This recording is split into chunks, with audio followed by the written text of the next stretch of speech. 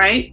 You know, if you have diabetes, your doctor still has to look at your blood pressure and manage it with you. They still have to look at your kidney function, your liver function. They're still asking about your eyes with good. And especially if you're pregnant, all these things go together. And so if you're a pregnant diabetic or a diabetic who's planning pregnancy, I could see that a couple of my pre-diabetic and diabetic patients are on today. They know, right? Dr. Cindy doesn't play. If you're planning pregnancy and your hemoglobin A1C is above 6.2, we're talking about it for sure. If it's above 6.5, meaning you're diabetic, Dr. Cindy is sending you to see a heart doctor. She's sending you to see the high-risk obstetrician. She's sending you to start monitoring your blood sugars and emailing it to her office every week, monitoring your blood pressures, emailing it to my office every week, because we have to start planning even before you're pregnant, because this can actually have tremendously negative impacts on a pregnancy. Yes, and even when someone becomes pregnant, our criteria for like optimal blood sugars is a lot stricter. Yes, and why is that? Why do we care about blood sugar in a pregnant woman?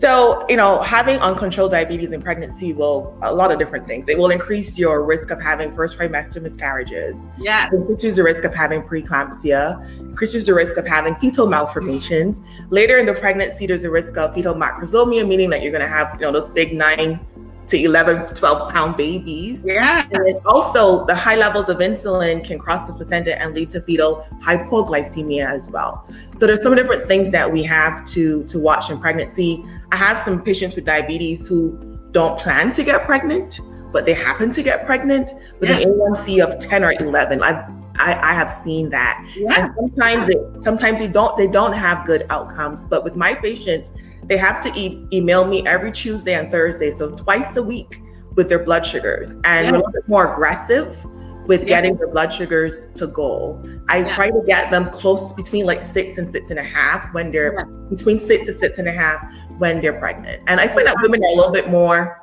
willing to compliant when they're pregnant. Absolutely. And that's what I do. And so, you know, I have patients for whom, so they show up and they're doing in vitro, for example, IVF. So we don't delay their IVF in the sense that I'll go ahead, we'll take the eggs, we'll create the embryos if we have sperm, we'll freeze them.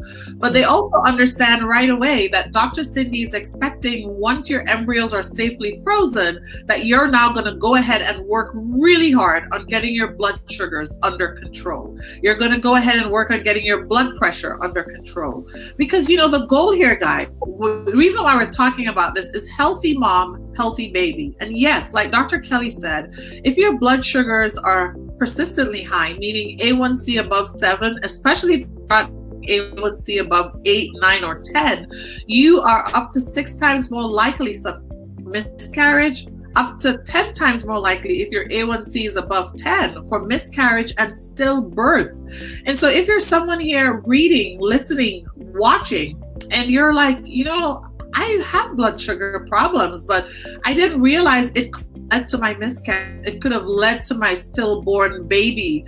Yes, yes, yes, yes.